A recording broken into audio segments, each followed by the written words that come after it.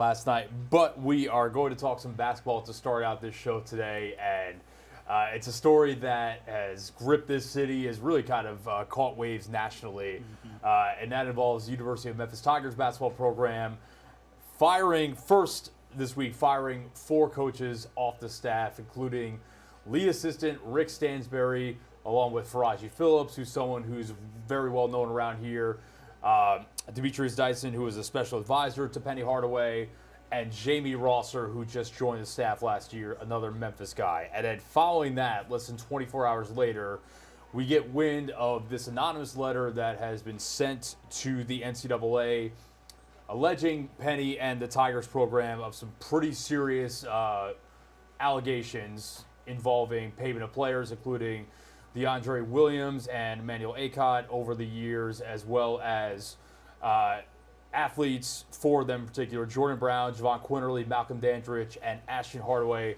off last year's team who allegedly were not taking classes for themselves, were having academic advisors and whatnot do their schoolwork for them. So, yeah, it's been a busy week now. It must be said a couple things here. First and foremost, the letter is anonymous. We don't know who sent it. We can't verify how much of it, if any of it, is true. There is supposedly evidence. We have not seen that yet, so I'm sure the NCAA will take a look at it.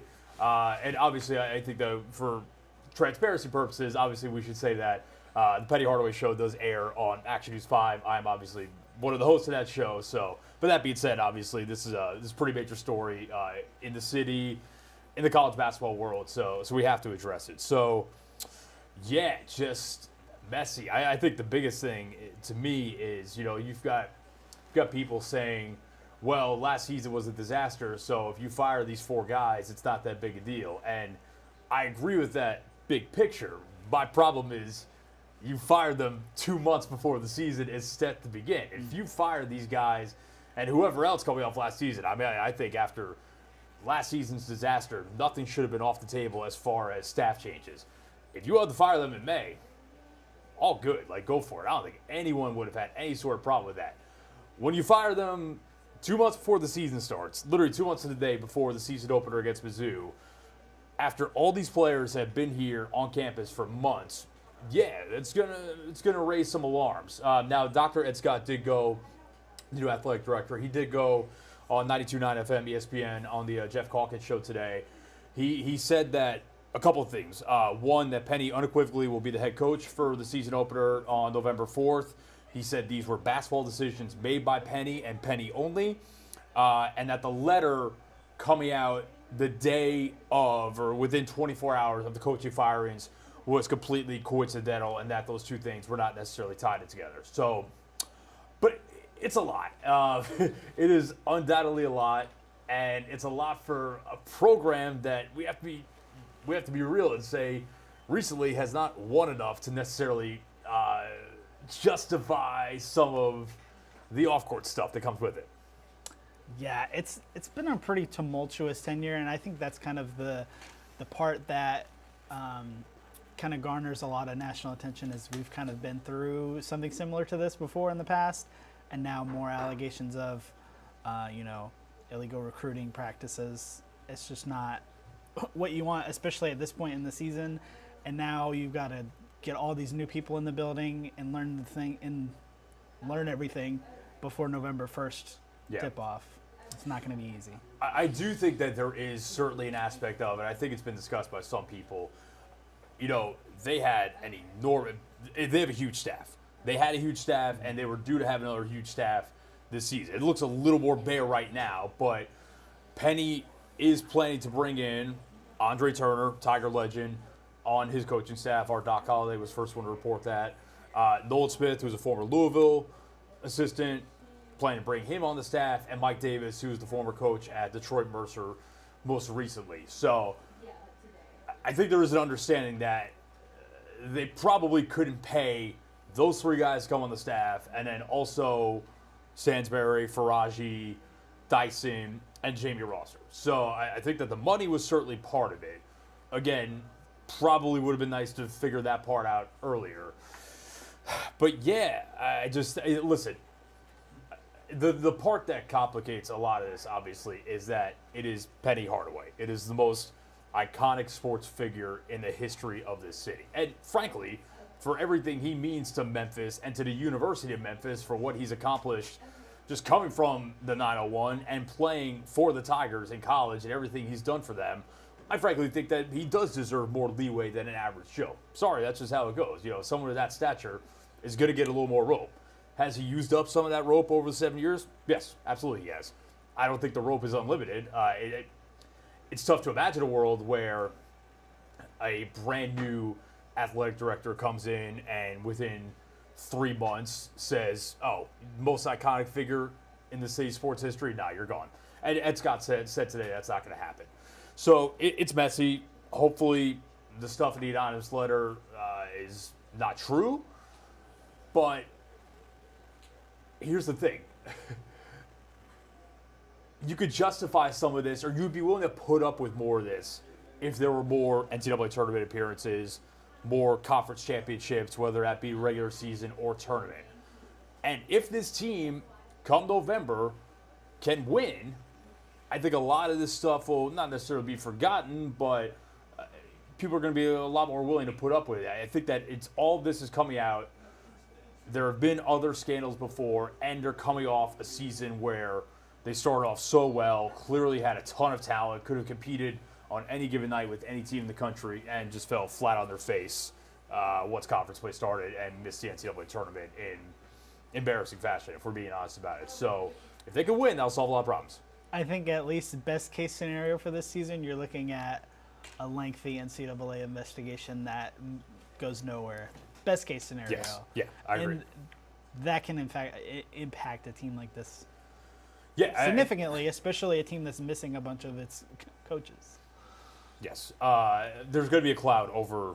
There's going to be a cloud probably over the program all season, and it's going to be on Penny and this new look staff to help them navigate it, and we'll see where it goes. But yeah, definitely not what you want with a couple months left before the start of the regular season. Mm-hmm. Other basketball news this week. So G.G. Jackson, we reported last Friday that the Grizzlies announced that he broke a bone in his foot. It's called a Jones fracture is the most common term for it. He's playing a pickup game, I guess, outside of Dallas, landed awkwardly on his foot, broke a bone in his foot. Grizzlies announced earlier this week that he had surgery. It was successful. He's going to be reevaluated in 3 months. So that puts the reevaluation at the beginning of December. So even if he is totally cleared to get back on the court beginning of December, we're looking at the first month of the season, a little more than the first month of the season he's going to miss. Then after that, it must be acknowledged that the Grizzlies, especially the last couple of years, I can't really blame them, especially after last year, notoriously cautious with injuries. Very much so. So I'll be honest, it wouldn't shock me if we don't see him until closer to the new year, which is fine. I mean, they have enough depth. They can survive without Gigi for the first month or two of the season. Is it ideal? Absolutely not, especially the way that he finished last season, some of the flashes he showed in Summer League. You want him to take that next step this year to be a real contributing piece off the bench, as kind of a super six man, I imagine, on a contending team. So you want him back, but also he figures to be a long-term piece of your core. They've got him locked up for the next couple of years. You don't want to rush him back either. And foot injuries it's usually for bigger guys, like 7-foot guys. But Gigi is, for someone his size, around 6'10". Foot injuries can be a little bit tricky to deal with as well. So you want to be cautious, get him back on the court. And it's not a situation where it's a dire need, at least at the start of the season, and you'd rather have him be full go for the stretch run, getting into the spring and hopefully early summer. You say they have the depth, but that was the problem last year, is the injuries just kept piling on top of each other and on top of each other, and there was no depth behind any of the guys that kept getting injured. So it's really disheartening to have late August a major injury for the Grizzlies after the season they just went through. Yep. But yeah, they definitely have the pieces that can fill that role that Gigi would be playing. But yeah, it's a tough loss. Either way you spin it. Better late August than late September, at least, I guess, is the one positive. So wishing him a speedy recovery, because we all love talking about Gigi, watching Gigi play. Mm-hmm. Very charismatic young man, funny guy, really good dude. So yeah, wishing him a speedy recovery. Hopefully we see him at some point in the calendar year 2024. Grizzlies has also announced a couple of kind of minor signings today, but with one notable name in there, and that would be Armando Bacot, who, if you're a college basketball fan, you'll remember him as a North Carolina Tar Heel. He spent 5 years at Chapel Hill. He won a national championship with them. He is the program's all-time leader in rebounds and double-doubles. He is among the guys that they signed to, I believe these will be Exhibit 10 contracts, and these guys are going to spend the majority of the season in South Haven, I imagine. I believe the other kind of notable name that you might recognize on there, let me see the spelling again. Yeah, Malzinha Pereira. He spent some time. God, if you play basketball immaculate grid, the Grizzlies are going to have some incredible answers for you based off the guys they were playing at the end of last season. He got some run at the end of this past season when everyone was hurt and they were just throwing out guys that you had never heard of on a nightly basis and somehow remaining competitive. So, yeah, 4 guys on Exhibit 10 deals. Like I said, they will all be in South Haven the majority of the season. Bacot is the one notable name. Not totally sure how his game translates to the pro level just because he doesn't really shoot at all, but he's pretty athletic. He's a good rebounder, can block some shots. So we'll see. He's a bit of an older prospect too, obviously, because he spent 5 years in college. I know there's a lot of Tar Heels hoping he pans out at the next level. Yeah, for sure. Such an iconic player in their history. Yeah. You know. Yeah, when you lead North Carolina in anything, you did pretty well for yourself. So, Grizzlies announcing those signs today, and if you want to go down to the Landers Center in South Haven and check them out at some point this year, they will be there. All right, let's switch to the gridiron. We've got Friday Football Fever coming up this week. Do we have a fancy graphic showing all of our games? Do. I believe we do. All right, game of the week. I mean, it speaks for itself, man. Houston versus Germantown. Battle of Germantown, about like 5 miles separates those schools.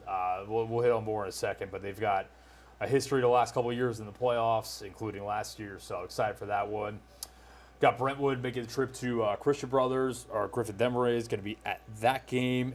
NBA versus MUS, a lot of abbreviations in these games as well. MUS won a rain-delayed game 23-0 last week. Bartlett traveling to Collierville. I know Collierville went on the road and won last week. That should be a pretty good game because Bartlett's looked pretty good so far. They've got a stud running back, Jerron Johnson, Mississippi State commit. So look forward to that one.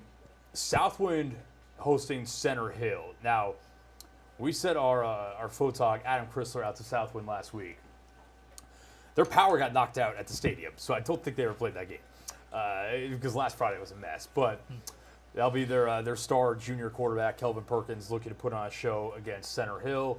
And then Cordova versus White Station. That's another Region 8 6A game out in East Memphis. But yeah, Houston, Germantown, really excited for that one. So the last 2 years, these two teams have played each other in the regular season and also in the playoffs. 2 years ago, Germantown knocked out Houston at their place in the playoffs. Then last season, both of these teams really, really good. Germantown rolls through the regular season, wins their first 2 playoff games. Houston starts out 1-2, including their second loss in Game 3 of the season, was to Germantown at their place. And then in the playoffs, they ran it back at Germantown. Red Devils were 12-0, and Houston came in there and just frankly whooped up on them, beat them by 20.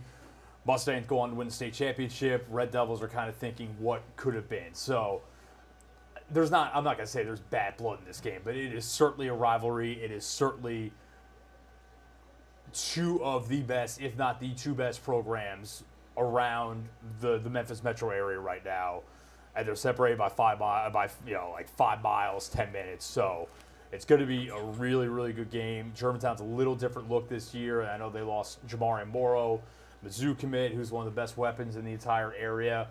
Mustangs are largely running back.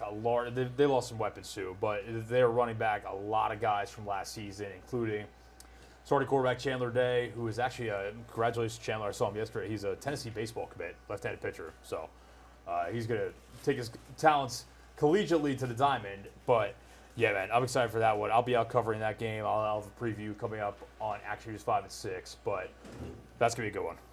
Look forward to that. Yeah, it's good to have a rivalry on tap to this early in the season too. Yeah, this early in the season because it's the first region game for both of them. So they're getting thrown into the fire right away. But in that Region 8 6A, that is the kind of the SEC of football around the Memphis Metro. Because you got Houston, you got Germantown, you got Collierville, you got Bartlett, you got Whitehaven, and some other schools in there that I'm probably forgetting about. I apologize, but yeah, there are no easy games in that region. So really excited for that. NFL, like I said, back at long last, and boy, if the rest of the season is anything like the first game of the season, we are in for an incredible year. Ravens-Chiefs a rematch, of the AFC Championship game last year that the Chiefs won in Baltimore. Obviously went on to win the Super Bowl, and when you win the Super Bowl, you host the opening game of the season. They hosted it in Kansas City at Arrowhead last night. Man, the first quarter of the game, first couple of drives of the game were pretty exciting, and then it got a little dull, but the ending was terrific. Ravens fall 27-20 by that much, like a Kevin Durant foot on the three-point line.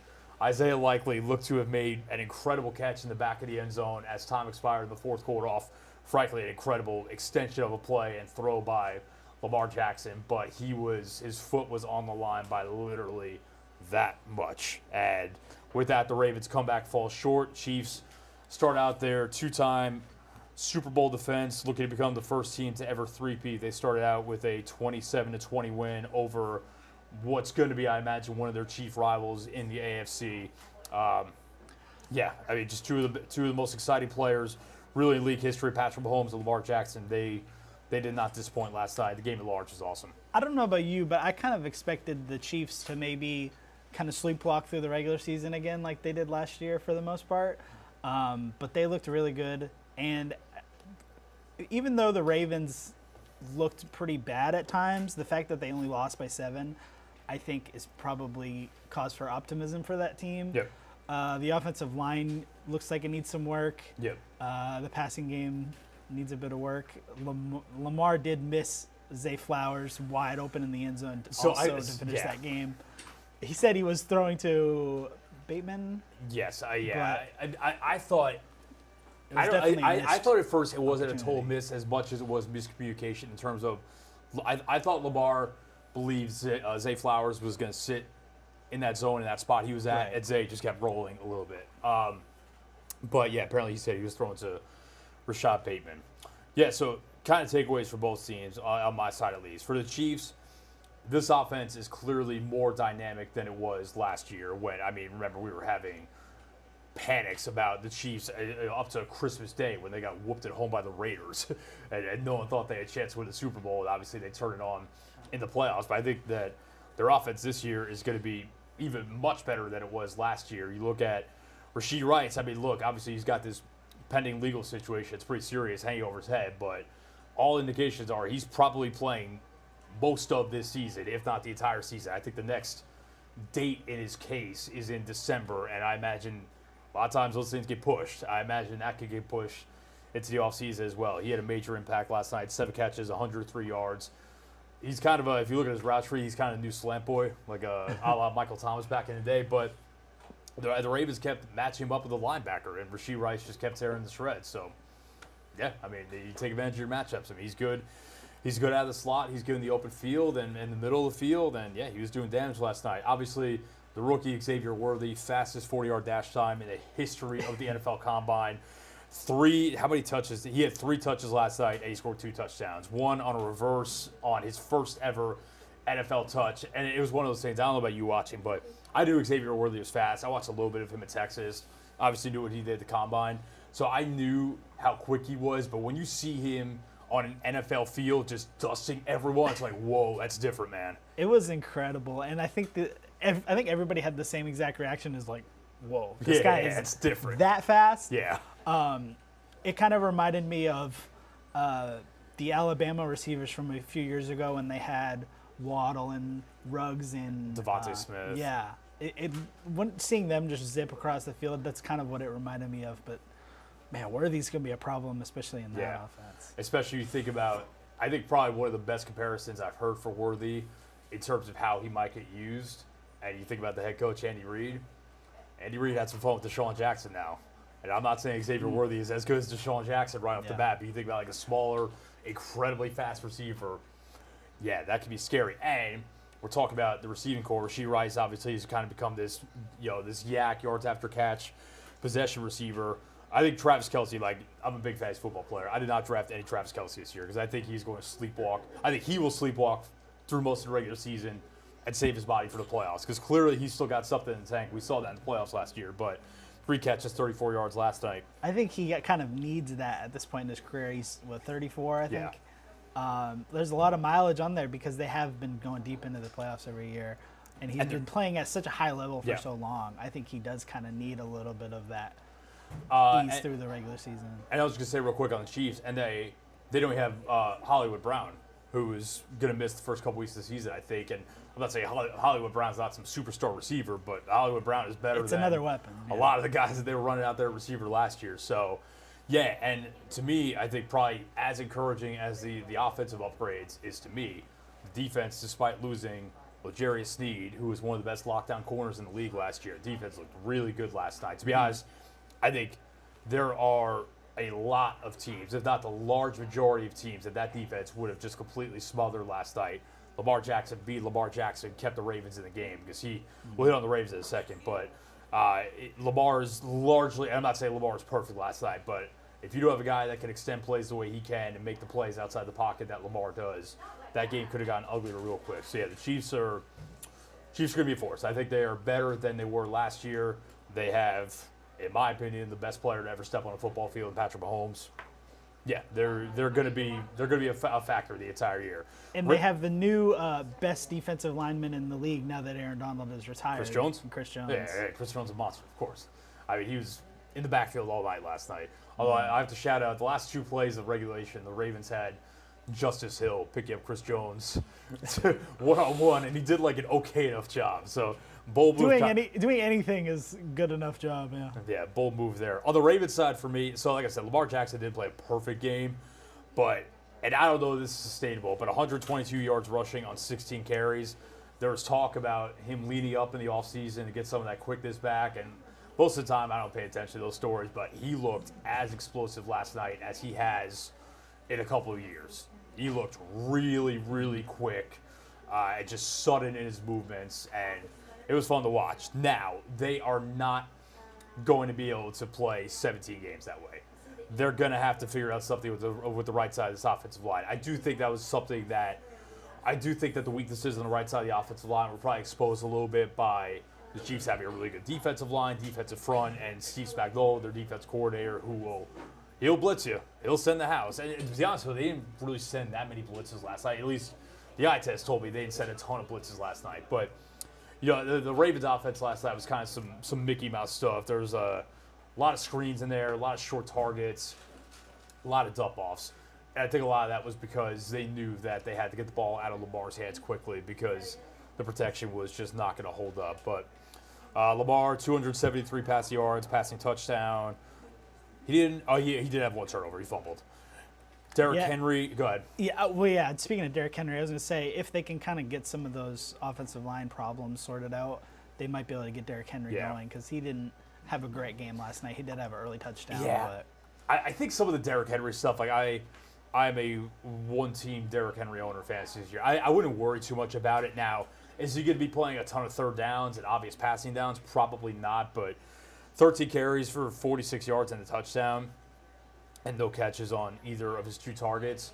But to me, I think the relative lack of touches compared to what we're used to from Derrick Henry largely stems from they were trailing after the first quarter. They were trailing the majority of that game, and I felt like there were a lot of kind of behind-the-stick situations where you're going to have your pass-catching back and Justice Hill back there. I think that this team is going to win a lot of games as long as Lamar stays healthy. Lamar being healthy basically gives you a floor of 10 wins in the regular season. They're going to be ahead of a lot of games. They're going to pound the rock with Derrick Henry. I'm not too worried about that. The offensive line, we'll see. But even last night, there were some plays where he was bottled up in the backfield and he made something out of nothing or gained a yard or 2 as opposed to losing a couple yards. I certainly don't think he's washed. Really, the story receiving-wise for the Ravens, Isaiah Likely, oh boy, 9 catches, 111 yards, and a touchdown, and he almost had the game-tying touchdown. A lot of Mark Andrews fantasy owners shaking in their boots right now. I will say, I saw something on Twitter today. It basically showed Mark Andrews was bracketed and doubled on almost every one of his routes last night. So the Chiefs clearly had a game plan to take him out of the game and limit him, and it worked. But yeah, I think we're going to see the Ravens in a lot of 12 personnel this year. One running back, 2 tight ends, 2 wide receivers. I think you'll see a lot of Isaiah Likely, Mark Andrews, Zay Flowers, their young receiver who this is kind of like a funny stat line to look at for Zay Flowers. 6 catches, 37 yards on 10 targets, but he had like 4 targets called back by penalties too. So he's going to be a feature part of the offense. I really like Zay Flowers, young receiver, and Rashad Bateman, a first-round pick a couple years ago. But yeah, they're probably going to live in a little heavier personnel, throw to their tight ends a lot. But yeah, I don't really have many concerns about the Ravens right now. Don't get me wrong, this is a team that has to get over the hump in the playoffs. That's where they, and especially Lamar, can judge out, because we know they can do it in the regular season. Lamar's a 2-time MVP. It's all about, can you get over the hump? Can you beat Goliath? Because right now the Chiefs and Mahomes are the one in the way of everyone, especially in the AFC. So can you get over that hump? It's kind of a similar conversation we're having about the Bills and Josh Allen. So and with all those problems, they were still about a half of a shoe size away from winning. Yeah, so I at least going to overtime. I would probably venture to say that the Ravens are the biggest threat to the Chiefs this year. Maybe you talk me into I think it's them. I think right now it is probably them, but we shall see. We do have Friday football fever in Brazil between your Green Bay Packers and the Eagles. That game being played on Peacock tonight from Sao Paulo, right? Mm-hmm. There's a lot of intrigue to this game. Obviously, I'm a Packers fan, admittedly, but you got to see if the Packers can relive that second half offense from last year that was really exploding behind Jordan Love. They've got so much depth at wide receiver that nobody really knows who the number one guy is going to be at this point. And then on the Eagles side, they looked kind of the opposite. They looked horrible down the stretch last year. There was rumors of head coach and quarterback not getting along, 2 new coordinators. So they're really looking to turn that around, and they still have so many weapons too. Yep. Just kind of everywhere. Adding Saquon Barkley, Brown and Smith. It's going to be really interesting to see how both offenses look tonight, heading into a new season. So on the Packers side, I very much believe that what we saw in the second half last year was real and sustainable, because I have a ton of belief in what I saw from Jordan Love, and I've long had a ton of belief in Matt LaFleur as an offensive coach and play caller. And we got a piece of the ceiling falling off here at Action News 5. Our engineering crew calls it chaos. Anyways, we'll stay focused on the sports here. But like you said, they've got this huge room of receivers that are all good to some level, but no clear-cut number one. Okay, so who do you think leads the team in receptions this year? I think Jayden Reed will lead the team in receptions. Yep, He's just kind of one of those guys that's always open, like a safety blanket for Love. He may not lead the team in yards or touchdowns, but I think receptions, he's the easy pick. Have I told you my comparison for Jayden Reed? Go ahead. Deebo Samuel. Yeah, I think he could become that for sure. Jayden Reed looked like the clear number one for them at points last year. There was points where it looked like Dobbs was the best receiver on the team. There was a time when Dontavian Wicks looked like the best receiver on the team. A lot of people are really high on Wicks this year. And then Musgrave is a good pass catcher. Kraft. I think Kraft might be better than Musgrave. I mean, it's Bo certainly Melton had a couple 100-yard games last year. So it's really loaded. Wicks to me is the best pure line him up outside receiver. Mm-hmm. I don't know where he falls in the pecking order, because you're gonna run. You've got Jayden Reed in kind of this do-it-all kind of weapon role. You got Christian Watson, who may be a little lower at Christian Watson than a lot of people. I think he's a big play threat and really explosive. I don't think he's quite as polished all around as some people might think. And then Dobbs and Jordan Love clearly have a real connection. So, yeah, and then you mentioned the tight ends, the running back room. Now they got Josh Jacobs with, Emmanuel Wilson is the backup right now. I think that when he's fully healthy, Marshawn Lloyd is probably going to start eating into Josh Jacobs' workload.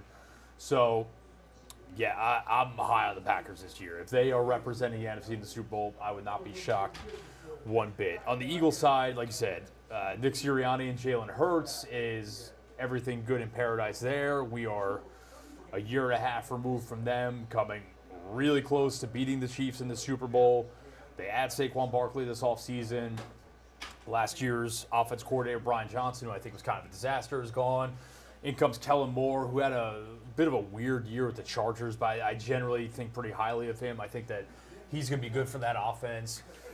We've got one of the best receiver duos in the league in A.J. Brown, Devontae Smith, and there's no reason to think that either one of them are going to have anything but productive seasons. And Vic Fangio coming in as a defense coordinator. Now, I will say we have seen over the years that teams that bring in Vic Fangio or that system, it does take them a little bit of time to get up to speed. So I wonder if that's something the Packers take advantage of tonight. But the Eagles, purely on talent, again, should be a 10-win team. They should be.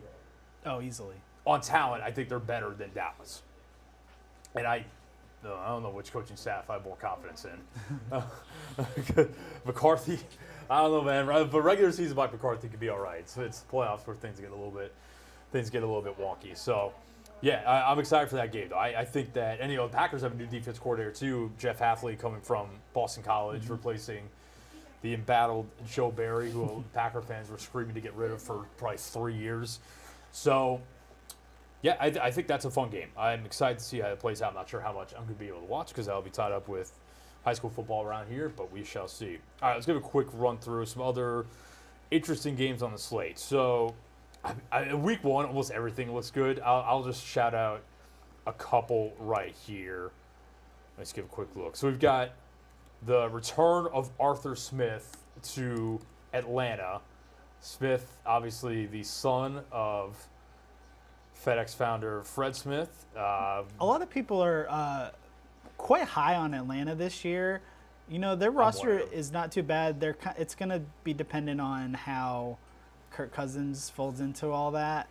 But there is a lot of talent there. I'm pretty high on them, mainly because they brought over a bunch of guys from the Rams on the coaching staff. Raheem Morris, new head coach, former defense coordinator with the Rams. Zach Robinson is their offensive coordinator. I believe he was the quarterback's coach there, if I'm not mistaken. But, yeah, and like they've talked about, and this is all training camp chatter, so you can't read a ton into it, but I think that they plan to use Bijan Robinson as like an all-purpose weapon.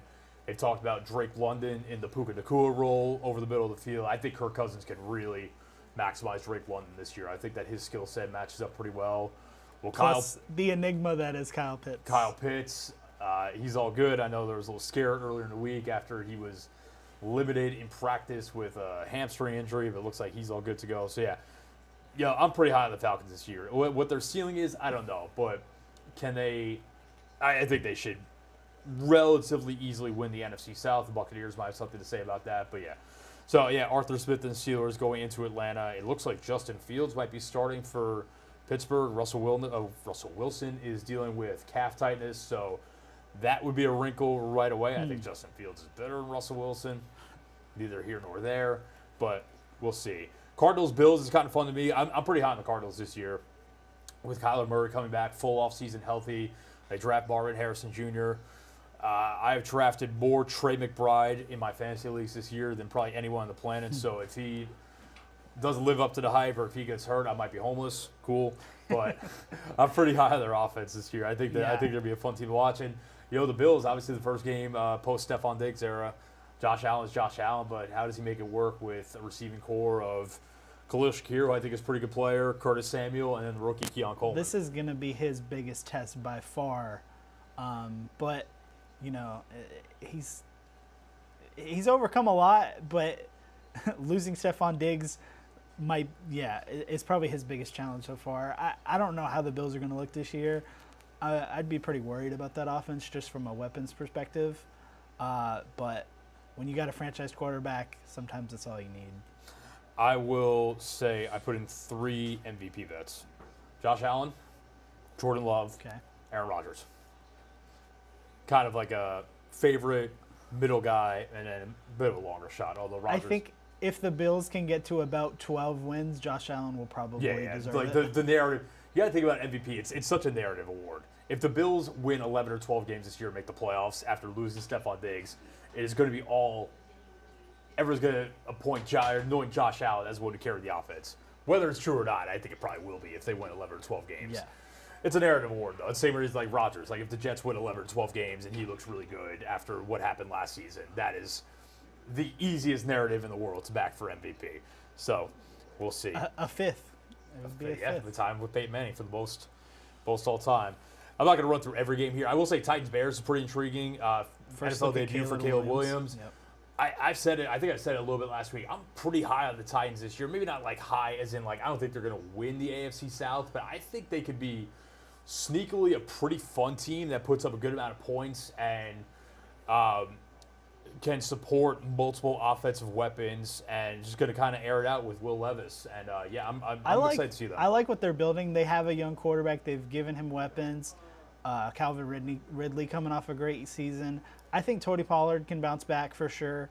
Kind of a split backfield with him and Spears, but the talent's there. Yeah. It's just a good looking offense around Levis, so he's going to kind of just be dependent on how far he can take them. New head coach Brian Callahan comes over from the Cincinnati Bengals, where he was their offense coordinator. Yeah, I think that he understands to win in the NFL now. Listen, I said it last week. I understand when you got a back as good as Derrick Henry, you're going to build around him. You're going to run the ball a lot, but they did not throw the ball well enough or enough period in terms of volume to win with the previous style of play they had. And now I think that with Brian Callahan, they're going to throw the ball a lot. And, they're going to run too, obviously, but I think that they're really intent on using Tony Pollard, shout out Memphis native, and then Tyjae Spears as pass catchers out of the backfield. You also did mention DeAndre Hopkins dealing with a little bit of an injury right now, but it sounds like he's going to play in week 1. So, yeah, I'm excited to see the Titans this year. I think they could sneakily be like an above 500 team, and we'll go from there. What else we got? Cowboys-Browns could be kind of fun. Tom Brady's broadcasting debut on Fox. Jaden Daniels makes his NFL debut in Tampa against the Buccaneers. Commanders going there. Curious to see how he looks. I'm pretty high on Jaden Daniels. I was a big fan of him at LSU. I think his game will translate pretty well to the NFL. He just has to slide and stop taking those cartoon hits because we're talking about Lamar Jackson taking too many hits last night. Jaden Daniels isn't quite built like that yet. So. I think we saw what LSU is missing without Jaden Daniels a lot this weekend too. Emily Neighbors and Brian Thomas. Yeah. And then the Sunday night game right here on Action News 5 on NBC, Rams-Lions, Matthew Stafford. That one looks real fun. Yeah, Matthew Stafford going back to Detroit once again. That was a playoff matchup last year. Lions won that one. It was a pretty good game. That was a really good game. But I think this is one of the highest over-unders of the entire weekend. Let me just look real quick. I believe it is, yeah, because that over-under is 52.5. Yeah. So the Rams defense, admittedly, might really stink this year. Who knows? They develop guys pretty well, but on paper it does not look like a good defense, especially losing Aaron Donald. But I think their offense is going to be electric. So I think there are going to be some points put up in that game. So that'll be fun. And then I will be stress watching Monday night, hoping Aaron Rodgers makes it through more than 4 plays against 49ers. Admittedly, like the script writers are kind of toying with us with this one because Monday night, obviously last year he tore his Achilles, 4th play of the season opener on Monday night against the Bills. Week 1, here we are, week 1. They're back on Monday Night Football, this time against his childhood team, the 49ers. That's, as you know, as a Packers fan, that place has been a house of horrors for him. So, honestly, if they get through the game relatively healthy, I'll probably be happy. But if they win. It will be interesting to see how the Niners look with all of the contract disputes and how that plays out with guys missing a lot of practices. Trent Williams, Brandon Ayuk. Yeah. Ayuk. It'll be interesting to see if they look like in midseason mode, which I would assume that they won't. McCaffrey dealing with a little bit of like a calf thing from training camp as well. Yeah. Ayuk, great receiver. He's getting clamped by my boy Sauce Gardner, though. Getting clamped. All right, so that's NFL. And then real quick, college football week 2, we've got all 5 of our Mid-South teams in action right here in the 901. Memphis taking on Troy. I was on with my guy Greg Gaston on Sports 56 earlier today. He informed me that Memphis is now, I believe, an 18.5-point favorite tomorrow. That was like 14 to start the week. So Troy coming off a loss to Nevada in week 1 at home at that. So, yeah, that looked like it could be one of the best group of 5 games of the entire season. Maybe not as much now. But we'll see. You never know. It's college football. I'm sure that Troy's going to be juiced up for that game. Looking at another Group of 5 team that they're kind of trying to chase down and go from there. We do have a really good one with featuring the Razorbacks, who beat Pine Bluff in their season opener. Traveling to Oklahoma State, the Cowboys beat South Dakota State last week 44-20. That is a ranked matchup, or excuse me, Oklahoma State is ranked. I think we kind of talked about, like, if Arkansas can somehow go there, and I don't know how likely it is, but if they can go to Stillwater and beat them, season suddenly looks a lot different. That would be pretty big, I think, for Sam Pittman's job security and his hopes of making it through the season with his job. So I'm not sure that I'm exactly picking that at all. I want to see what the line is there. But and Oklahoma State is a pretty good team. So I'm not picking that. Arkansas to pull the upset. What do we got? Oklahoma State minus 10. So sizable favorites. Not impossible, but yeah, that would be big if they could pull that off. Your guys go to Arizona State. You guys have this little series with them, right? That's a In Spirit Pac-12 after dark. Yeah. What did you think of last week? I mean, it's Eastern Kentucky, but yeah. I mean, it's hard to judge based off of that kind of opponent, but the offense looked competent everywhere. The defense held up. It's a tune-up game, and that's what it was. But you take a big win anytime you can get it. Arizona State, I'm not sure how they looked. I did not watch that. I know they won. They beat Wyoming pretty bad, 48-7. Okay, so that's kind of just a tune-up for them as well. ASU minus 5.5 tomorrow, so it could be a competitive game. We'll see about Blake Shapen, the Baylor transfer from Mississippi State. I wasn't a huge fan of him at Baylor, but maybe in this Jeff Lebby offense, he could take his game to another level. Who knows? Down in Oxford, the Rebs, after just absolutely throttling Furman in their dress rehearsal game last week, now get a second tune-up game for them. Yeah. Listen, I think they're bigger favorites for this game than they were going to the Furman game, because they're 43-point favorites tomorrow night. Whew. And I think it was like 42.5 going to the Furman game. So, yeah, Ole Miss, I would give Ole Miss this. People are saying that it's a cupcake schedule. To start the season, it certainly qualifies as such. That schedule will get a lot tougher in due time once they get into the thick of SEC play. So, yeah, I'm willing to give them Middle Tennessee squeaked past Tennessee Tech last week. I have a feeling a 7-point win. I have a feeling the Rebs are going to win by a lot tomorrow. Yeah, that's probably the expectation. It's a safe bet. And then the last one, a good one in Charlotte, neutral site game. Tennessee taking on NC State, and this is the Duke's Mayo Classic. This is a fully ranked matchup. This is the Vols number 14 in the country. NC State coming in at number 24 in all the land. So that should be a pretty good game. And I imagine, I don't know actually, Charlotte might be kind of 50-50 because Knoxville to Charlotte's not terribly far, I don't think. I imagine Vols fans. It'll probably be close to 50-50. I would imagine NC State contingent might be a little bit bigger. Yeah. But yeah, NC State didn't look too great last week. They ended up winning, but they kind of struggled at times. A lot of people had high hopes for them coming into the season, so definitely a talented group that the Volunteers will have to deal with. Obviously, Tennessee, kind of an easy win last week. Again, all the tune-ups. Let me see if I can finally get his name pronounced correctly. Nico Iamaleava. I think I got it right that time. But obviously, a lot of hype around this kid.